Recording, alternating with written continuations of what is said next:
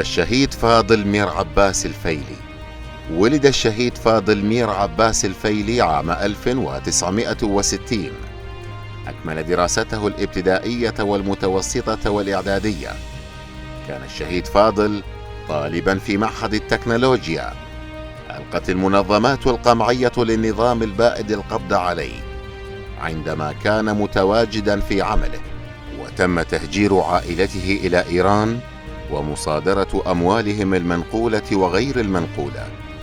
ولم يعرف ذووه أي أثر له إلا بعد سقوط نظام صدام البائد، حيث تم العثور على اسمه ضمن شهداء المقابر الجماعية.